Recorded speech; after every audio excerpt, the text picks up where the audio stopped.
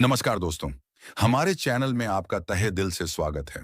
क्या आपने कभी सोचा है कि जब हम इंसान शब्द कहते हैं तो हमारे दिमाग में अक्सर एक पुरुष की ही तस्वीर क्यों उभरती है? क्या आपने कभी सोचा है कि दर्शन की वो महान किताबें जो हमें सत्य, न्याय और ज्ञान के बारे में सिखाती हैं, वे लगभग हमेशा पुरुषों द्वारा, पुरुषों के लिए और पुरुषों के अनुभवों के बारे में ही क्यों लिखी गई हैं? क्या हो अगर मैं आपसे कहूं कि इतिहास की आधी आबादी यानी महिलाओं की आवाज, उनकी कहानियों और उनके अनुभवों को इस महान बौद्धिक परंपरा से सदियों तक व्यवस्थित रूप से बाहर रखा गया है? आज हम दर्शन की एक ऐसी ही साहसी, एक ऐसी विद्रोही और एक ऐसी जरूरी शाखा की यात्रा पर निकलने वाले हैं जिसे नारीवादी दर्शन या फेमिनिस्ट फिलॉसफी कहते हैं। ये दर्शन सिर्फ महिलाओं के अधिकारों के बारे में नहीं है। ये तो एक आईना है, एक ऐसा आईना जो हमें यह दिखाता है कि कैसे लिंग की हमारी धारणाओं ने हमारी पूरी सोच को, हमारी भाषा को, हमारी नैतिकता को और हमारे समाज की पूरी संरचना को ही एक खास, एक पुरुष केंद्रित आकार दे दिया है। यह हमें सिमोन द बोवार जैसी महान विचारकों से मिलवाती है, जिन्होंने कहा था, कोई औरत पैदा नहीं होती, वो औरत बनती है। यह हमें उन पूर्वाग्रहों को पहचानने में मदद करता है जिन्हें हम अक्सर सामान्य या प्राकृतिक मानकर चलते हैं। क्या आप तैयार हैं उस चश्मे को उतारने के लिए जिसे पहनकर हम सब दुनिया को देखते आए हैं और एक ज्यादा न्यायपूर्ण, एक ज्यादा संतुलित और एक ज्यादा संपूर्ण सच्चाई का सामना करने के लिए? तो चलिए इस रोमांचक सफर की शुरुआत करते हैं। चैप्टर नंबर 1, जब दर्शन ने महिलाओं को भुला दिया। एक खामोश इतिहास की पड़ताल। हमारी इस बहुत ही महत्वपूर्ण और अक्सर असहज करने वाली यात्रा की शुरुआत होती है एक बहुत ही सरल से लेकिन बहुत ही गहरे अवलोकन से। अवलोकन यह है कि दर्शन का पूरा इतिहास, जो लगभग 2500 साल पुराना है, वो आश्चर्यजनक रूप से पुरुषों का इतिहास है। जब हम महान दार्शनिकों के बारे में सोचते हैं तो हमारे दिमाग में सुकरात, प्लेटो, अरस्तु, देकार्त, कांट, नीत्शे जैसे नाम आते हैं। ये सब कौन है? ये सब पुरुष हैं। ऐसा नहीं है कि इतिहास में महिला दार्शनिक थीं ही नहीं, वे थीं, लेकिन उनकी आवाजों को या तो दबा दिया गया या उन्हें मामूली मानकर भुला दिया गया। दर्शन की मुख्य धारा की कहानी इंसान की कहानी के रूप में असल में पुरुष की ही कहानी सुनाती रही है। नारीवादी दर्शन का पहला और सबसे महत्वपूर्ण काम है इसी खामोशी पर, इसी अनुपस्थिति पर सवाल उठाना। यह एक जासूस की तरह दर्शन के इस पूरे इतिहास की फिर से पड़ताल करता है, लेकिन इस बार एक नारीवादी लेंस से। यह पूछता है, इस पूरी कहानी में महिलाएं कहाँ हैं? और जब वो इस सवाल को पूछना शुरू करता है तो बहुत ही परेशान करने वाले पैटर्न सामने आने लगते हैं। यह सिर्फ इतना ही नहीं है कि महिला दार्शनिकों को नजरअंदाज किया गया। इससे भी कहीं ज्यादा गहरा मुद्दा यह है कि इन महान पुरुष दार्शनिकों ने जब भी महिलाओं के बारे में लिखा या सोचा तो उन्होंने अक्सर उन्हें एक हीन, एक अपूर्ण या एक अतार्किक प्राणी के रूप में ही चित्रित किया। महान अरस्तु, जिन्हें तर्कशास्त्र का पिता माना जाता है, उनका मानना था कि महिलाएं एक तरह की अपूर्ण पुरुष हैं। रूसो, जिन्होंने स्वतंत्रता और समानता पर इतने सुंदर विचार लिखे, वे यह भी मानते थे कि महिलाओं की शिक्षा सिर्फ पुरुषों को खुश करने और घर संभालने तक ही सीमित होनी चाहिए। नीत्शे, जिन्होंने ओवरमैन की कल्पना की, उन्होंने भी महिलाओं के बारे में कुछ बहुत ही अपमानजनक बातें कही। नारीवादी दर्शन कहता है कि यह कोई संयोग नहीं है, यह एक गहरा, एक व्यवस्थित पूर्वाग्रह है जो हमारी पूरी बौद्धिक परंपरा की नींव में ही समाया हुआ है। और यह पूर्वाग्रह सिर्फ महिलाओं के बारे में स्पष्ट बयानों में ही नहीं दिखता। यह तो उन सबसे बुनियादी, उन सबसे तटस्थ लगने वाली दार्शनिक अवधारणाओं में भी छिपा हुआ है। सोचिए, तर्क और भावना के उस पुराने द्वंद्व के बारे में। हमारी पूरी परंपरा ने तर्क को भावना से श्रेष्ठ माना है। तर्क को पुरुष का गुण माना गया है, यानी शांत, वस्तुनिष्ठ, मजबूत, और भावना को स्त्री का गुण माना गया है, यानी अस्थिर, व्यक्तिपरक, कमजोर। तो जब दर्शन तर्क को सर्वोच्च घोषित करता है तो वो अनजाने में ही न पुरुष को भी स्त्री से श्रेष्ठ घोषित कर रहा होता है। इसी तरह सार्वजनिक और निजी क्षेत्र के बीच का विभाजन। दर्शन ने हमेशा सार्वजनिक क्षेत्र यानी राजनीति, युद्ध और काम की दुनिया को ज्यादा महत्वपूर्ण माना है, जो पुरुषों का क्षेत्र रहा है, और उसने निजी क्षेत्र यानी घर, परिवार और बच्चों के पालन पोषण की दुनिया को कम महत्वपूर्ण एक प्राकृतिक गतिविधि मानकर नजरअंदाज कर दिया है, जो महिलाओं का क्षेत्र रहा है। नारीवादी दर्शन का यह आलोचनात्मक प्रोजेक्ट हमें सिखाता है कि हमें किसी भी विचार को, चाहे वो कितना भी महान या कितना भी सार्वभौमिक क्यों ना लगे, उसे फॉर ग्रांटेड नहीं लेना चाहिए। हमें हमेशा यह पूछना चाहिए, यह विचार किसके दृष्टिकोण से लिखा गया है? यह किसकी दुनिया को सामान्य मानकर चल रहा है? इस कहानी में किसकी आवाज को खामोश कर दिया गया है? यह एक बहुत ही महत्वपूर्ण और एक बहुत ही मुक्तिदायक अभ्यास है। यह हमें सिर्फ दर्शन के इतिहास के बारे में ही नहीं, बल्कि हमारे अपने ही समाज और हमारे अपने ही मन में छिपे हुए उन गहरे पूर्वाग्रहों के बारे में भी जागरूक बनाता है। लेकिन नारीवादी दर्शन सिर्फ अतीत की आलोचना करने पर ही नहीं रुकता। वो एक नए, एक ज्यादा समावेशी और एक ज्यादा न्यायपूर्ण भविष्य का निर्माण भी करना चाहता है। और इस निर्माण की शुरुआत होती है एक बहुत ही बुनियादी, लेकिन एक बहुत ही क्रांतिकारी वैचारिक अंतर से। चैप्टर नंबर 2, औरत पैदा नहीं होती, बनाई जाती है। सेक्स और जेंडर का क्रांतिकारी भेद। अब हम नारीवादी दर्शन के उस सबसे मौलिक, उस सबसे शक्तिशाली और उस सबसे प्रभावशाली विचार पर आते हैं, जिसने सिर्फ दर्शन को ही नहीं, बल्कि हमारी पूरी सामाजिक और व्यक्तिगत समझ को ही हमेशा के लिए बदल दिया। और वो है सेक्स और जेंडर के बीच का अंतर। यह अंतर ही नारीवादी सोच की दूसरी लहर का आधार बना, और इसका सबसे प्रसिद्ध और सबसे सुंदर सूत्रीकरण हमें महान फ्रांसीसी दार्शनिक सिमोन द बोवार की 1949 में आई उनकी ऐतिहासिक किताब द सेकंड सेक्स में मिलता है। बोवार ने अपनी किताब की शुरुआत उस अमर लाइन से की, कोई औरत पैदा नहीं होती, बल्कि वो औरत बनती है। ये एक छोटा सा वाक्य है, लेकिन यह एक वैचारिक भूचाल है। इसका क्या मतलब है? इसका मतलब है कि औरत होना यानी वो सारे गुण, वो सारे व्यवहार और वो सारी भूमिकाएं जिन्हें हम स्त्रीत्व से जोड़ते हैं, वे कोई प्राकृतिक, कोई जैविक चीज नहीं है। वे तो समाज द्वारा बनाई गई हैं। चलिए इस अंतर को और स्पष्ट रूप से समझते हैं। सेक्स का संबंध हमारे शरीर से है, हमारी जीव विज्ञान से है।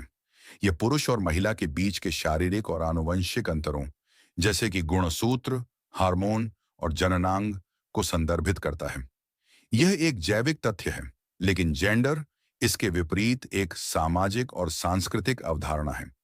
इसका संबंध उन अर्थों, उन अपेक्षाओं और उन भूमिकाओं से है जो एक समाज पुरुष होने और स्त्री होने के साथ जोर देता है। बोवार का तर्क था कि एक बच्ची जब पैदा होती है तो वो एक मादा इंसान के रूप में पैदा होती है, लेकिन उसके जन्म के पहले दिन से ही समाज उसे एक औरत बनाने की एक बहुत ही गहन और एक बहुत ही व्यापक प्रक्रिया शुरू कर देता है। उसे गुलाबी रंग के पोशाक पहनाए जाते हैं, उसे गुड़ियों से खेलने के लिए प्रोत्साहित किया जाता है और उसे एक अच्छी युवती की तरह शांत, विनम्र, सुंदर और आज्ञाकारी होना सिखाया जाता है। उसे यह सिखाया जाता है कि उसकी कीमत उसकी सुंदरता में, उसके घर संभालने के कौशल में और दूसरों की देखभाल करने की उसकी क्षमता में है। इसके विपरीत एक युवक को नीले रंग के पोशाक पहनाए जाते हैं, उसे कारों और बंदूकों से खेलने के लिए प्रोत्साहित किया जाता है और उसे एक असली मर्द की तरह मजबूत, आक्रामक, प्रतिस्पर्धी और अपनी भावनाओं को न दिखाना सिखाया जाता है। उसे यह सिखाया जाता है कि उसकी कीमत उसकी ताकत में, उसकी सफलता में और दुनिया पर राज करने की उसकी क्षमता में है। यह अंतर, यह जेंडर कंडीशनिंग इतनी गहरी और इतनी सर्वव्यापी होती है कि हम इसे ही प्राकृतिक मानने लगते हैं। हमें लगने लगता है कि औरतें स्वभाव से ही भावुक होती हैं और पुरुष स्वभाव से ही तर्कसंगत होते हैं। बोवार ने इस विचार को पूरी तरह से खारिज कर दिया। उन्होंने अस्तित्ववाद के उस सिद्धांत, अस्तित्व सार से पहले आता है, को महिलाओं पर लागू किया। उन्होंने कहा कि कोई भी शाश्वत स्त्री सार नहीं है। एक औरत की प्रकृति कुछ भी नहीं है। वो जो भी बनती है वो अपनी आजादी और अपनी परिस्थितियों के बीच अपने चुनावों से बनती है। यह एक अविश्वसनीय रूप से मुक्तिदायक विचार था। क्यों?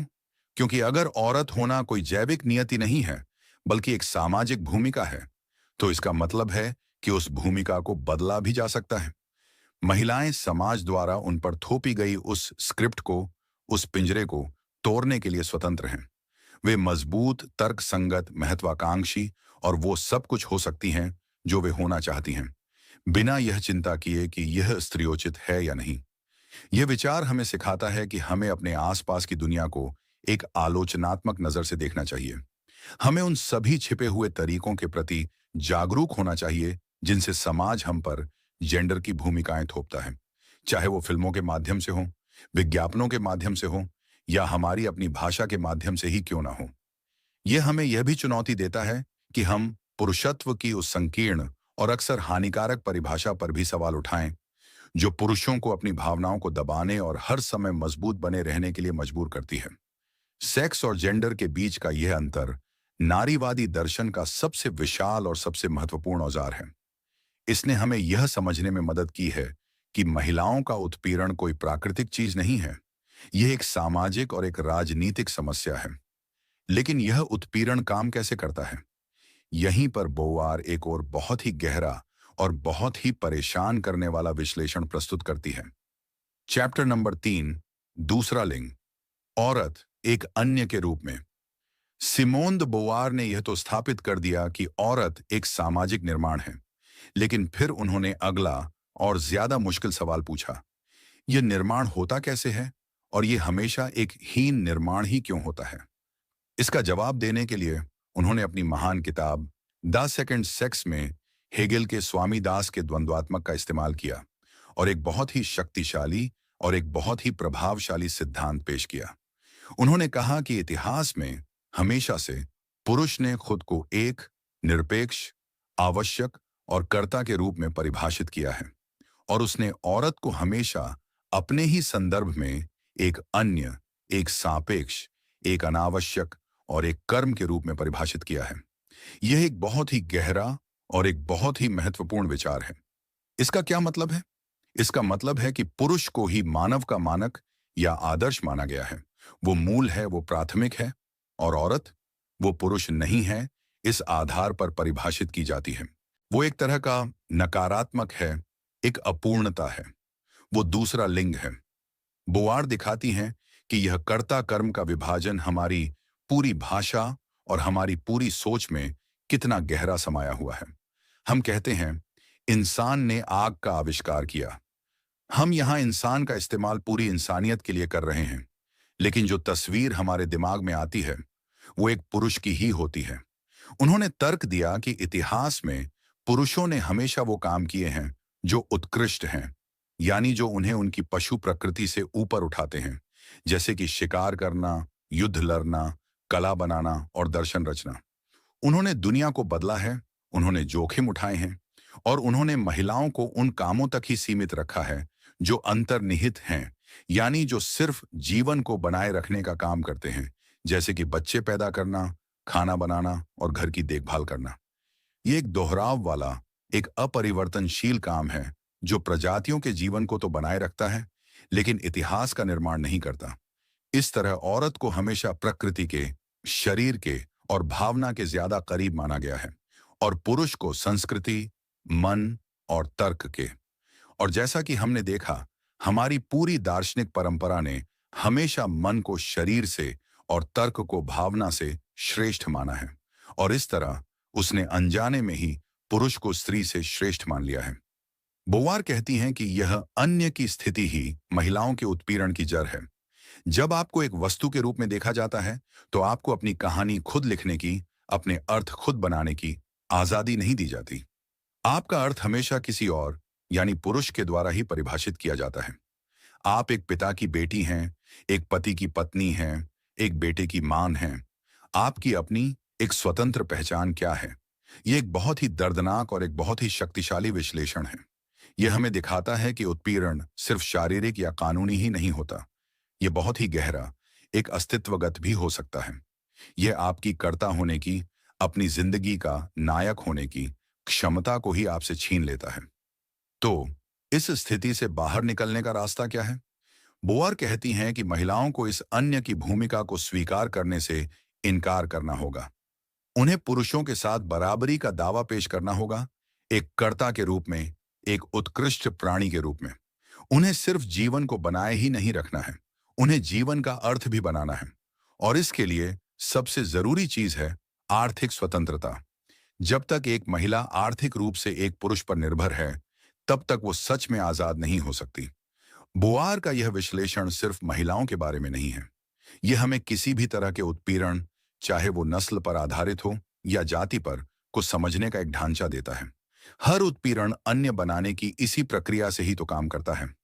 लेकिन क्या नैतिकता की हमारी समझ भी इसी पुरुष केंद्रित दृष्टिकोण से प्रभावित हुई है? चैप्टर नंबर 4, जब न्याय ही काफी नहीं, देखभाल की नैतिकता। नारीवादी दर्शन ने सिर्फ मेटाफिजिक्स और सामाजिक दर्शन पर ही नहीं, बल्कि नैतिक दर्शन पर भी बहुत ही गहरे और बहुत ही चुनौतीपूर्ण सवाल उठाए हैं। उन्होंने तर्क दिया है कि जिसे हम सार्वभौमिक नैतिकता कहते आए हैं, वो असल में अक्सर एक पुरुष की नैतिकता ही रही है। और इस आलोचना के केंद्र में है देखभाल की नैतिकता का विचार। इस विचार को सबसे प्रसिद्ध रूप से 20वीं सदी के अंत में मनोवैज्ञानिक कैरल गिलिगन ने विकसित किया था। गिलिगन लॉरेंस कोहलबर्ग नामक एक प्रसिद्ध मनोवैज्ञानिक के साथ काम कर रही थीं, जिन्होंने नैतिक विकास का एक बहुत ही प्रभावशाली सिद्धांत दिया था। कोहलबर्ग का मानना था कि नैतिक विकास का जो सर्वोच्च स्तर है, वो न्याय, अधिकारों और सार्वभौमिक सिद्धांतों जैसी अमूर्त अवधारणाओं के आधार पर नैतिक निर्णय लेने की क्षमता है। लेकिन जब उन्होंने अपने इन परीक्षणों को महिलाओं पर लागू किया, तो उन्होंने पाया कि महिलाएं अक्सर इस सर्वोच्च स्तर पर नहीं पहुंच पाती। वे अक्सर पुरुषों की तुलना में कम नैतिक रूप से विकसित दिखाई देती थीं। कोई और शायद यह निष्कर्ष निकाल लेता कि महिलाएं नैतिक रूप से पुरुषों से कमतर होती हैं। लेकिन गिलिगन ने एक बहुत ही साहसी और एक बहुत ही क्रांतिकारी सवाल पूछा। क्या हो अगर समस्या महिलाओं में नहीं, बल्कि खुद उस पैमाने में ही हो जिससे हम नैतिकता को माप रहे हैं? गिलिगन ने अपनी रिसर्च में पाया कि महिलाएं और पुरुष अक्सर नैतिक दुविधाओं के बारे में एक अलग आवाज में बात करते हैं। पुरुष अक्सर नैतिकता को एक गणित की समस्या की तरह देखते हैं, जिसमें अलग अलग अधिकारों और नियमों के बीच एक तार्किक संतुलन खोजना होता है। वे एक न्याय की नैतिकता का पालन करते हैं। महिलाएं इसके विपरीत अक्सर नैतिकता को रिश्तों के एक जाल के रूप में देखती हैं। वे अमूर्त नियमों की बजाय उस विशेष स्थिति के संदर्भ पर और उस फैसले का लोगों के रिश्तों पर क्या असर होगा, इस पर ज्यादा ध्यान देती हैं। वे जिम्मेदारी, करुणा और दूसरों की देखभाल करने को ज्यादा महत्व देती हैं। वे एक देखभाल की नैतिकता का पालन करती हैं। गिलिगन ने कहा कि यह देखभाल की आवाज कमतर नहीं है, यह सिर्फ अलग है। और हमारी दार्शनिक परंपरा ने, जो हमेशा अमूर्त, सार्वभौमिक और निर्वैयक्तिक सिद्धांतों पर जोर देती आई है, उसने इस देखभाल की आवाज को, जो ज्यादा व्यक्तिगत, ज्यादा प्रासंगिक और ज्यादा भावनात्मक है, उसे हमेशा से ही कम महत्व दिया है। उसे स्त्रियोचित और इसलिए कम दार्शनिक मानकर खारिज कर दिया है। देखभाल की नैतिकता के दार्शनिकों जैसे कि नेल नोडिंग्स ने इस विचार को और भी आगे ले गया। उन्होंने कहा कि हमारी सबसे बुनियादी नैतिक अनुभव न्याय का नहीं, बल्कि देखभाल का है, एक माँ और एक बच्चे के बीच के रिश्ते जैसा। हम सब इस दुनिया में कमजोर और निर्भर पैदा होते हैं, और हमारा अस्तित्व ही दूसरों की देखभाल पर निर्भर करता है। इसलिए निर्भरता और रिश्ते, ये हमारी मानवीय स्थिति के केंद्र में हैं, न कि वो स्वायत्त, अलग-थलग व्यक्ति जिसकी कल्पना उदारवादी दर्शन करता है। ये दर्शन हमें हमारी नैतिकता की एक ज्यादा संतुलित और एक ज्यादा संपूर्ण तस्वीर देता है। ये हमें बताता है कि हाँ, न्याय और अधिकार बहुत महत्वपूर्ण है, लेकिन सिर्फ न्याय ही काफी नहीं है। एक अच्छा और एक मानवीय समाज बनाने के लिए हमें न्याय के साथ साथ करुणा, सहानुभूति और देखभाल की भी उतनी ही जरूरत है। यह हमें यह भी चुनौती देता है कि हम उन कामों को, जिन्हें पारंपरिक रूप से महिलाओं का काम माना जाता रहा है, जैसे कि बच्चों का पालन पोषण, बुजुर्गों की देखभाल और घर का काम, उन्हें कम महत्व देना बंद करें। ये सिर्फ निजी भावनात्मक काम नहीं है, ये बहुत ही महत्वपूर्ण नैतिक कार्य हैं, जो हमारे समाज के ताने बाने को बनाए रखते हैं। चैप्टर नंबर 5, किसका ज्ञान, किसकी सच्चाई, नारीवादी ज्ञान मीमांसा। नारीवादी दर्शन ने सिर्फ यह नहीं पूछा कि महिलाओं के बारे में क्या सच है, उसने एक और भी ज्यादा गहरा और एक और भी ज्यादा विध्वंसक सवाल पूछा। खुद सच क्या है, और हम यह कैसे जानते हैं कि हम क्या जानते हैं? यह ज्ञान मीमांसा यानी ज्ञान के दर्शन का क्षेत्र है, और नारीवादी ज्ञान मीमांसा पारंपरिक ज्ञान मीमांसा की उन सभी बुनियादी मान्यताओं पर ही सवाल उठाती है जिन्हें हम अक्सर मानकर चलते हैं। पारंपरिक ज्ञान मीमांसा देकार्त से लेकर आज तक एक खास तरह के ज्ञाता की कल्पना करती है। यह ज्ञाता एक सार्वभौमिक, एक अमूर्त, एक अशरीरी और एक वस्तुनिष्ठ ज्ञाता है। वो अपनी भावनाओं, अपने शरीर और अपनी सामाजिक स्थिति से पूरी तरह से अलग होकर दुनिया को एक कहीं से भी नहीं के दृष्टिकोण से देखता है। यह एक आदर्श झाता है और यह आदर्श नारीवादी आलोचक कहते हैं एक बहुत ही पुरुष आदर्श है। नारीवादी ज्ञान मीमांसा कहती है कि ऐसा कोई कहीं से भी नहीं का दृष्टिकोण होता ही नहीं है। हम सब हमेशा किसी न किसी जगह से ही दुनिया को देखते हैं। हम सब एक शरीर में रहते हैं। हम सब एक खास समाज, एक खास वर्ग, एक खास जाति और एक खास लिंग में स्थित हैं। और हमारी यह स्थिति अनिवार्य रूप से हमारे अनुभवों को और इसलिए हमारे ज्ञान को भी आकार देती है। इसी विचार से नारीवादी ज्ञान मीमांसा का एक बहुत ही महत्वपूर्ण सिद्धांत निकलता है, जिसे दृष्टिकोण सिद्धांत कहते हैं। यह सिद्धांत, जिसकी जड़ें मार्क्सवादी दर्शन में हैं, कहता है कि समाज में जो उत्पीड़ित या हाशिए पर स्थित समूह होते हैं, उनके पास दुनिया को देखने का एक ऐसा विशेषाधिकार प्राप्त दृष्टिकोण हो सकता है जो शासक समूहों के पास नहीं होता। ये कैसे काम करता है? सोचिए एक मालिक और एक नौकर के रिश्ते के बारे में। मालिक यह मान सकता है कि वो एक बहुत ही अच्छा और एक बहुत ही उदार इंसान है, लेकिन नौकर, जो उस रिश्ते को सत्ता के दूसरे छोर से देख रहा है, वो शायद उस मालिक के व्यवहार में उन छोटे छोटे, उन सूक्ष्म तरीकों को देख सकता है जिनसे वो अपनी सत्ता का प्रदर्शन और दुरुपयोग करता है।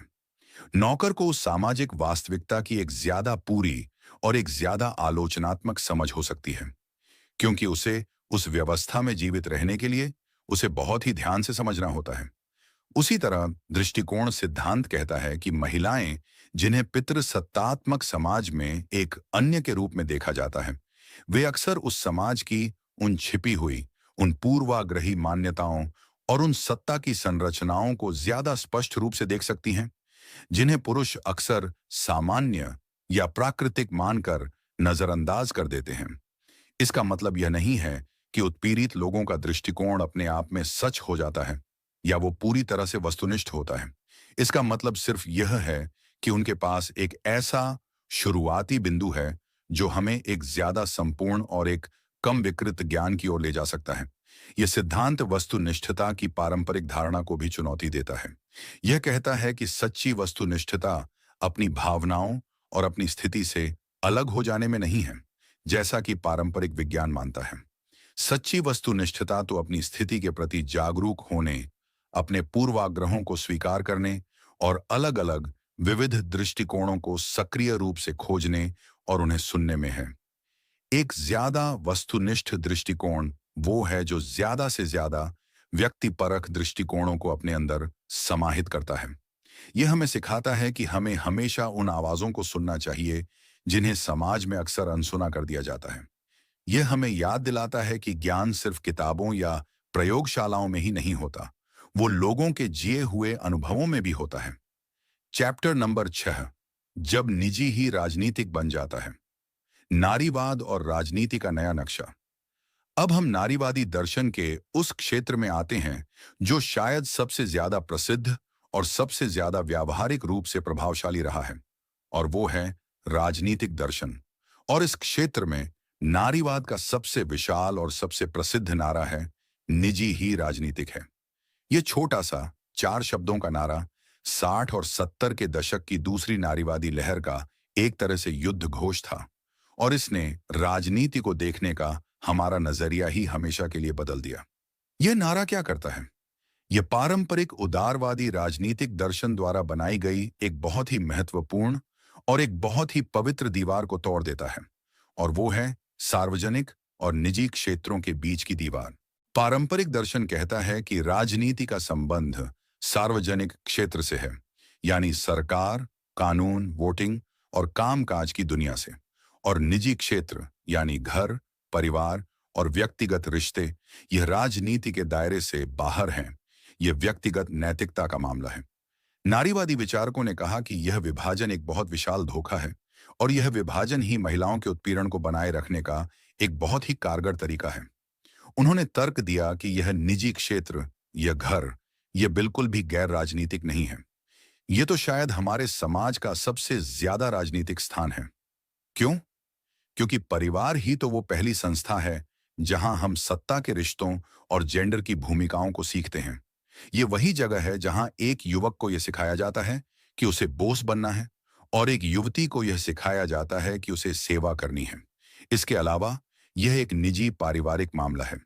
यह कहकर समाज अक्सर उन भयानक अन्यायों को नजरअंदाज कर देता है जो घर की चार दीवारी के अंदर होते हैं, जैसे कि घरेलू हिंसा, वैवाहिक बलात्कार और घर के कामों का असमान बंटवारा।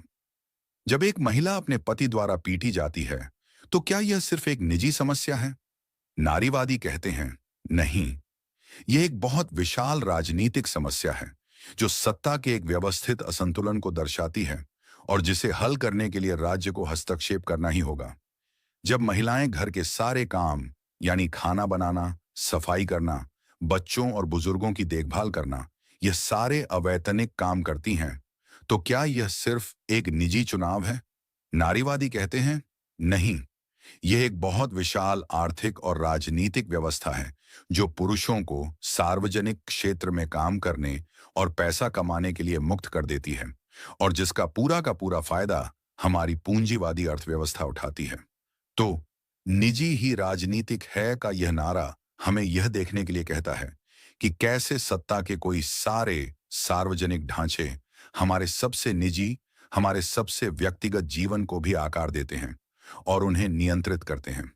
यह हमें सामाजिक अनुबंध के उस पुराने सिद्धांत पर भी एक आलोचनात्मक नजर डालने के लिए मजबूर करता है। हॉब्स, लॉक और रूसो ने एक ऐसे अनुबंध की कल्पना की थी जो स्वतंत्र और समान व्यक्तियों के बीच हुआ था। लेकिन नारीवादी दार्शनिक पूछते हैं, उस अनुबंध पर हस्ताक्षर करते समय महिलाएं कहां थीं? ऐतिहासिक रूप से वो स्वतंत्र और समान व्यक्ति सिर्फ पुरुष थे जो अपने अपने परिवारों के मुखिया थे।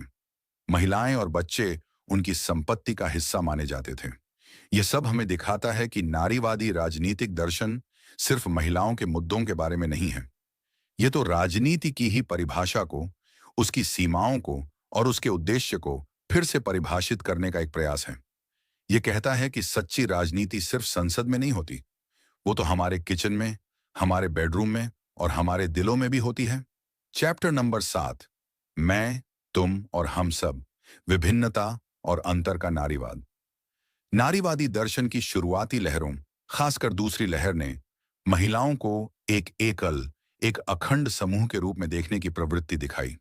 एक सार्वभौमिक स्त्री अनुभव की बात की गई जो पितृसत्ता के उत्पीड़न पर आधारित था। लेकिन जल्द ही इस विचार को आंदोलन के अंदर से ही बहुत ही शक्तिशाली चुनौतियों का सामना करना हुआ, खासकर अश्वेत, लेस्बियन और तीसरी दुनिया की नारीवादी विचारकों द्वारा। और इसी चुनौती से नारीवादी दर्शन का एक ज्यादा जटिल और एक ज्यादा आत्म आलोचनात्मक रूप उभरा जो अंतर और विभिन्नता को महत्व देता है। इन आलोचकों ने कहा कि जब आप एक सार्वभौमिक स्त्री अनुभव की बात करते हैं तो आप असल में अक्सर एक श्वेत, मध्यम वर्गीय, सीधी और पश्चिमी महिला के अनुभव को ही सार्वभौमिक बना रहे होते हैं। आप उन अरबों दूसरी महिलाओं की आवाजों और उनके अनुभवों को नजरअंदाज कर रहे होते हैं जिनकी जिंदगी सिर्फ जेंडर से ही नहीं बल्कि नस्ल, वर्ग, जाति और कामुकता जैसे दूसरे कारकों से भी आकार लेती है। इसी आलोचना से इंटरसेक्शनैलिटी या प्रतिच्छेदन का एक बहुत ही महत्वपूर्ण और बहुत ही प्रभावशाली सिद्धांत उभरा, जिसे सबसे प्रसिद्ध रूप से अमेरिकी कानून की विद्वान किम्बरले क्रेंशो ने सूत्रबद्ध किया था। इंटरसेक्शनैलिटी का सिद्धांत कहता है कि उत्पीड़न के अलग अलग रूप, जैसे कि लिंगवाद, नस्लवाद और वर्गवाद, वे अलग अलग समानांतर सड़कों की तरह काम नहीं करते। वे तो एक चौराहे की तरह काम करते हैं जहां वे एक दूसरे से मिलते हैं, एक दूसरे को काटते हैं और एक दूसरे को और भी ज्यादा जटिल और भी ज्यादा तीव्र बनाते हैं। इसका क्या मतलब है? इसका मतलब है कि एक अश्वेत महिला का अनुभव सिर्फ एक अश्वेत व्यक्ति के अनुभव और एक श्वेत महिला के अनुभव का जोर मात्र नहीं है। उसका अनुभव इन दोनों के प्रतिच्छेदन से पैदा होने वाला एक अद्वितीय अनुभव है। वो नस्लवाद का भी सामना करती है और लिंगवाद का भी, और अक्सर वो इन दोनों का एक ऐसे मिले जुले रूप में सामना करती है जिसे सिर्फ नस्लवाद या सिर्फ लिंगवाद कहकर नहीं समझा जा सकता।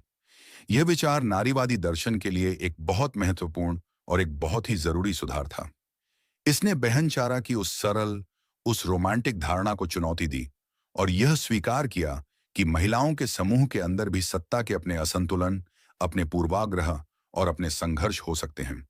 इसने हमें सिखाया कि एक सच्चा समावेशी नारीवादी आंदोलन वो है जो इन अंतरों को नजरअंदाज करने या मिटाने की कोशिश नहीं करता, बल्कि उन्हें स्वीकार करता है, उनका सम्मान करता है और उनसे सीखता है।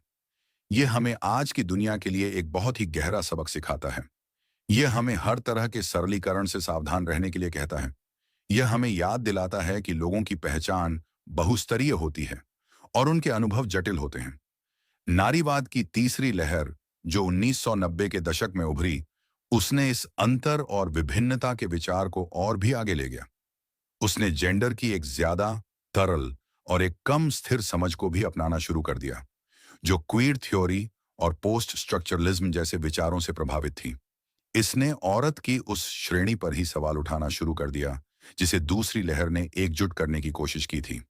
चैप्टर नंबर 8, शरीर की राजनीति। जब शरीर एक युद्ध का मैदान बन जाता है, नारीवादी दर्शन ने हमें यह दिखाया है कि कैसे हमारा समाज, हमारी संस्कृति और हमारी राजनीति हमारे शरीरों पर, खासकर महिलाओं के शरीरों पर, कितनी गहराई से अंकित है और उसे नियंत्रित करने की कोशिश करती है। पारंपरिक दर्शन ने अक्सर शरीर को मन के एक वाहन या एक जेल के रूप में देखकर उसे नजरअंदाज कर दिया था। लेकिन नारीवादी दर्शन कहता है कि नहीं, हमारा शरीर ही हमारी पहचान, हमारे अनुभव और हमारे उत्पीड़न का एक केंद्रीय स्थल है। यह शरीर की राजनीति का क्षेत्र है। सबसे पहले नारीवादी दर्शन सौंदर्य के मानकों की आलोचना करता है। वो पूछता है, सुंदर होने का क्या मतलब है और यह मानक कौन तय करता है? उन्होंने दिखाया है कि कैसे इतिहास में और आज भी सुंदरता के मानक लगभग हमेशा पुरुष की नजर के अनुसार ही तय किए जाते रहे हैं और ये मानक अक्सर बहुत ही संकीर्ण, बहुत ही अवास्तविक और बहुत ही हानिकारक होते हैं। वे महिलाओं को यह सिखाते हैं कि उनकी कीमत उनके शरीर की दिखावट में ही है और उन्हें हमेशा युवा, पतली और गोरी दिखने के एक असंभव आदर्श का पीछा करते रहना चाहिए। यह महिलाओं के अपने ही शरीर के साथ एक बहुत ही दर्दनाक और एक बहुत ही अलगाव वाला रिश्ता पैदा करता है। यह उन्हें आत्मसंदेह, चिंता और खाने के विकारों जैसी समस्याओं की ओर धकेलता है। नारीवादी दर्शन हमें इन मानकों को प्राकृतिक मानने की बजाय उन्हें एक राजनीतिक हथियार के रूप में देखने के लिए कहता है। एक ऐसा हथियार जो महिलाओं को असुरक्षित और नियंत्रित रखने का काम करता है। यह हमें सुंदरता की एक ज्यादा विविध, एक ज्यादा समावेशी और एक ज्यादा स्वस्थ परिभाषा बनाने के लिए चुनौती देता है। दूसरा, नारीवादी दर्शन प्रजनन और मातृत्व की राजनीति पर बहुत जोर देता है। उन्होंने तर्क दिया है कि महिलाओं के शरीर की बच्चे पैदा करने की क्षमता ही ऐतिहासिक रूप से उनके उत्पीड़न का एक बहुत अहम कारण रही है। उन्हें सिर्फ एक प्रजनन मशीन के रूप में देखा गया है और उन्हें सार्वजनिक जीवन से बाहर रखकर घर की चारदीवारी में कैद कर दिया गया है। इसीलिए प्रजनन के अधिकार, यानी एक महिला का अपने शरीर और अपनी प्रजनन क्षमता पर अपना खुद का नियंत्रण होना, नारीवादी आंदोलन के लिए एक बहुत ही केंद्रीय लड़ाई रही है। इसमें गर्भ निरोधन तक पहुंच का अधिकार और गर्भपात का सुरक्षित और कानूनी अधिकार जैसे बहुत ही विवादास्पद मुद्दे शामिल हैं। यह इस मूल विचार पर आधारित है कि हर महिला को यह तय करने का मौलिक अधिकार होना चाहिए कि वो मां बनना चाहती है या नहीं और कब बनना चाहती है। तीसरा, नारीवादी दर्शन यौनिकता की राजनीति पर भी सवाल उठाता है। उन्होंने दिखाया है कि कैसे समाज ने हमेशा पुरुष की यौनिकता को सक्रिय, आक्रामक और स्वाभाविक माना है, जबकि महिला की यौनिकता को या तो निष्क्रिय, ग्रहणशील या फिर खतरनाक और नियंत्रित किए जाने योग्य माना है। उन्होंने यौनिक दोहरे मानकों की आलोचना की है, जहां एक पुरुष के कई यौन साथी होना उसकी मर्दानगी का सबूत माना जाता है, जबकि एक महिला के लिए वही चीज उसे चरित्रहीन बना देती है। नारीवादी दर्शन ने यौन हिंसा, बलात्कार और यौन उत्पीड़न जैसे मुद्दों को, जो पहले निजी या शर्मनाक माने जाते थे, उन्हें एक बहुत बड़े राजनीतिक मुद्दे के रूप में स्थापित किया है। उन्होंने दिखाया है कि यह सिर्फ कुछ बुरे पुरुषों के व्यक्तिगत कार्य नहीं है, बल्कि यह एक ऐसी संस्कृति का परिणाम है जो महिलाओं के शरीरों को एक वस्तु के रूप में देखती है और पुरुष की आक्रामकता को सामान्य बनाती है। ये सब हमें दिखाता है कि हमारे शरीर सिर्फ हमारे अपने नहीं हैं, वे हमेशा एक सामाजिक और एक राजनीतिक युद्ध के मैदान होते हैं, जिन पर लगातार अलग अलग ताकतें अपना नियंत्रण स्थापित करने की कोशिश करती रहती हैं। Chapter number 9। जब भाषा ही पक्षपाती हो, शब्दों के पीछे छिपी राजनीति। नारीवादी दर्शन ने सिर्फ हमारे समाज की संरचनाओं पर ही नहीं, बल्कि उस सबसे बुनियादी औजार पर भी सवाल उठाया है जिससे हम अपनी दुनिया को समझते और बनाते हैं, और वो है हमारी भाषा।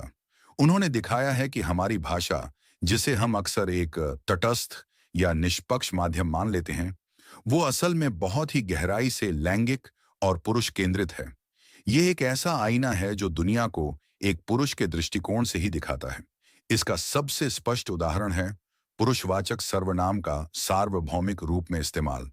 जब हम कहते हैं हर व्यक्ति को अपना कर्तव्य निभाना चाहिए, या जब हम मानव जाति के लिए मैनकाइंड शब्द का इस्तेमाल करते हैं, तो हम अनजाने में ही पुरुष को एक मानक और महिला को एक अपवाद के रूप में प्रस्तुत कर रहे होते हैं। यह भाषा महिलाओं को अदृश्य बना देती है। ये उन्हें उस मानव की परिभाषा से ही बाहर कर देती है।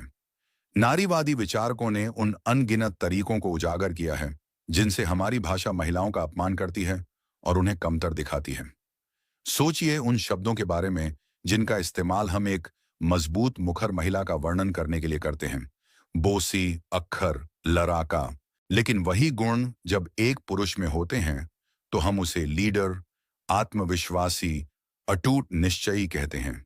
इसी तरह यौन रूप से सक्रिय एक पुरुष को प्ले बॉय या स्टड कहा जाता है, जबकि एक महिला को अपमानजनक गालियों से नवाजा जाता है। यह दिखाता है कि भाषा सिर्फ वास्तविकता का वर्णन ही नहीं करती, वो तो वास्तविकता का निर्माण भी करती है। वो हमारे सोचने के तरीके को ही आकार देती है। इसके अलावा नारीवादी दर्शन ने छुप की राजनीति पर भी ध्यान आकर्षित किया है। उन्होंने दिखाया है कि कैसे महिलाओं के अनुभवों को, जैसे कि घरेलू हिंसा या प्रसव पीड़ा, अक्सर भाषा में सही और सम्मानजनक स्थान नहीं दिया गया है। उन्हें अकथनीय मानकर खारिज कर दिया गया है। तो इस समस्या का समाधान क्या है? नारीवादी विचारकों ने भाषा को बदलने के लिए कई रणनीतियां अपनाई हैं। एक है नई समावेशी भाषा का निर्माण करना, जैसे मैनकाइंड की जगह ह्यूमन काइंड का इस्तेमाल करना, या ही के सार्वभौमिक इस्तेमाल की बजाय ही और सी या दे का इस्तेमाल करना। यह सिर्फ राजनीतिक रूप से सही होने का मामला नहीं है, यह भाषा को और ज्यादा सटीक और ज्यादा समावेशी बनाने का एक प्रयास है। दूसरा तरीका है पुरानी अपमानजनक भाषा को फिर से अपनाना और उसे एक नए, एक सशक्त अर्थ देना। जैसे क्वीर शब्द, जो पहले एक गाली थी, उसे आज समुदाय ने एक गर्वपूर्ण पहचान के रूप में अपना लिया है। यह हमें सिखाता है कि हमें अपनी भाषा के प्रति बहुत ज्यादा सचेत और आलोचनात्मक होना चाहिए। हमें उन छिपे हुए पूर्वाग्रहों को पहचानना सीखना होगा जो हमारे शब्दों में समाये हुए हैं, क्योंकि जब हम अपनी भाषा को बदलते हैं तो हम सिर्फ शब्द ही नहीं बदल रहे होते, हम अपनी चेतना को भी बदल रहे होते हैं। Chapter number 10। भविष्य नारी का है, एक ज्यादा संतुलित दुनिया की ओर। हम नारीवादी दर्शन की इस आंखें खोलने वाली और अक्सर चुनौतीपूर्ण यात्रा के अंत पर हैं। हमने देखा कि कैसे इस दर्शन ने हमारी पहचान, हमारी नैतिकता, हमारे ज्ञान, हमारी राजनीति और यहां तक कि हमारी भाषा के बारे में हमारी पूरी समझ को ही चुनौती दी है। तो अंत में नारीवादी दर्शन का अंतिम लक्ष्य क्या है? क्या यह एक ऐसी दुनिया बनाना चाहता है जहां महिलाएं पुरुषों पर राज करें, एक मात्र सत्ता स्थापित हो? नहीं, बिल्कुल नहीं। यह नारीवादी दर्शन की एक बहुत ही आम और एक बहुत ही गलत फहमी है। नारीवादी दर्शन का अंतिम लक्ष्य पुरुष विरोधी नहीं है, यह तो पितृसत्ता विरोधी है। और पितृसत्ता सिर्फ महिलाओं के लिए ही नहीं, बल्कि पुरुषों के लिए भी एक हानिकारक और एक सीमित करने वाली व्यवस्था है। यह पुरुषों पर भी एक असली मर्द बनने का, अपनी भावनाओं को दबाने का और हर समय मजबूत और प्रतिस्पर्धी बने रहने का एक अमानवीय दबाव डालती है। तो नारीवादी दर्शन का अंतिम सपना है एक ऐसी दुनिया का निर्माण करना जो पितृसत्ता के इस झूठे और हानिकारक विभाजन से परे हो। एक ऐसी दुनिया जहां हर व्यक्ति को, चाहे उसका लिंग, उसकी नस्ल, उसका वर्ग या उसकी कामुकता कुछ भी हो, उसे एक पूर्ण इंसान के रूप में देखा और सराहा जाए। ये एक ऐसी दुनिया होगी जहां स्त्रीत्व और पुरुषत्व के उन संकीर्ण बक्सों को तोड़ दिया जाएगा। एक ऐसी दुनिया जहां पुरुष भी संवेदनशील और देखभाल करने वाले हो सकते हैं और महिलाएं भी मजबूत और महत्वाकांक्षी हो सकती हैं, बिना किसी जजमेंट के। ये एक ऐसी दुनिया होगी जहां देखभाल और करुणा जैसे गुणों को, जिन्हें पारंपरिक रूप से स्त्रियोचित मानकर कम महत्व दिया जाता था, उन्हें न्याय और तर्क जैसे गुणों के बराबर का सम्मान दिया जाएगा। यह एक ऐसी दुनिया होगी जहां निजी और सार्वजनिक क्षेत्रों के बीच की दीवार गिर जाएगी और परिवार और रिश्तों को भी उतना ही राजनीतिक और उतना ही महत्वपूर्ण माना जाएगा जितना कि संसद और बाजार को। यह एक ऐसी दुनिया होगी जहां ज्ञान सिर्फ कुछ चुनिंदा विशेषज्ञों का ही नहीं, बल्कि विविध बहुस्तरीय अनुभवों का एक संगम होगा। संक्षेप में, नारीवादी दर्शन का अंतिम लक्ष्य एक ऐसी दुनिया बनाना है जो ज्यादा संतुलित, ज्यादा संपूर्ण और ज्यादा मानवीय हो। यह सिर्फ महिलाओं की आजादी की लड़ाई नहीं है, यह तो पूरी इंसानियत की आजादी की लड़ाई है। उन सभी संकीर्ण परिभाषाओं और उन सभी अन्यायपूर्ण संरचनाओं से जो हम सबको किसी न किसी तरह से कैद करती हैं। ये एक बहुत ही ऊंचा और एक बहुत ही सुंदर सपना है और हम शायद इस तक कभी भी पूरी तरह से नहीं पहुंच पाएंगे। लेकिन नारीवादी दर्शन हमें सिखाता है कि इस सपने के लिए लड़ते रहना, इस दिशा में चलते रहना, यही अपने आप में एक सार्थक और एक नैतिक जीवन है। और इसी के साथ दोस्तों, हम आज इस अद्भुत यात्रा के अंत पर पहुंचते हैं। इस प्रेरणादायक दर्शन के आधार पर हमने साथ मिलकर यह जाना कि कैसे जेंडर की हमारी धारणाएं हमारे समाज और हमारे जीवन को आकार देती हैं और कैसे हम एक ज्यादा समान और एक ज्यादा न्यायपूर्ण दुनिया बनाने के लिए काम कर सकते हैं। मुझे उम्मीद है कि इस ऑडियो बुक के जरिए हमने जो कुछ भी सीखा है वह सिर्फ सुनने तक ही सीमित नहीं रहेगा, बल्कि आपके जीवन का मार्गदर्शन भी करेगा। याद रखिएगा, यह ज्ञान केवल जानकारी नहीं है, बल्कि आपके भीतर की अपार क्षमता को जगाने की कुंजी है। ये ऑडियो बुक आपको यह सिखाती है कि कैसे सेक्स और जेंडर के बीच फर्क करें, कैसे पितृसत्ता की अदृश्य संरचनाओं को पहचानें, कैसे देखभाल और न्याय दोनों को महत्व दें और कैसे एक ज्यादा समावेशी और संतुलित दुनिया के निर्माण में अपना योगदान दें। लेकिन सबसे महत्वपूर्ण, यह आपको यह भी सिखाती है कि आप कितने शक्तिशाली हैं और आपके अंदर अपनी और दूसरों की जिंदगी को उन संकीर्ण भूमिकाओं से आजाद कराने की कितनी क्षमता छिपी हुई है। अब जब आप इस ऑडियो बुक को सुनना समाप्त कर रहे हैं, तो मैं आपसे एक अनुरोध करना चाहता हूं। इन सिद्धांतों को याद रखें, इन पर विचार करें और इन्हें अपने दैनिक जीवन में लागू करने का प्रयास करें। और हमेशा याद रखें, आपके भीतर असीम शक्ति है और आप जो भी चाहें पा सकते हैं। आपके इस बहुमूल्य समय के लिए और इस यात्रा में मेरे साथ जुड़ने के लिए दिल से धन्यवाद। मैं उम्मीद करता हूं कि आपको यह ऑडियो बुक पसंद आई होगी और इसने आपको अपने मन की शक्ति और नियंत्रण के बारे में कुछ नया सीखने को मिला होगा। अगर आपको यह ऑडियो बुक पसंद आई तो इसे लाइक करें, अपने दोस्तों और परिवार के साथ साझा करना न भूलें ताकि वे भी इस ज्ञान का लाभ उठा सकें। और हाँ, हमारे चैनल को सब्सक्राइब करना बिल्कुल न भूलें ताकि आपको ऐसी ही और प्रेरणादायक और ज्ञानवर्धक ऑडियो बुक्स मिलती रहें। और हाँ, अपनी प्रतिक्रिया हमें कमेंट में जरूर बताएं। आपके विचार और सुझाव हमारे लिए बहुत ही ज्यादा महत्वपूर्ण हैं और हमें भविष्य में और भी बेहतर ऑडियो बुक्स बनाने में मदद करेंगे। तो कृपया कमेंट सेक्शन में अपनी राय जरूर दें। हम जल्द ही एक और नई ऑडियो बुक के साथ वापस आएंगे। तब तक के लिए अपना ख्याल रखिए, सीखते रहिए और हमेशा अपने लक्ष्यों की ओर आगे बढ़ते रहिए। याद रखें, आपके सपने सच हो सकते हैं।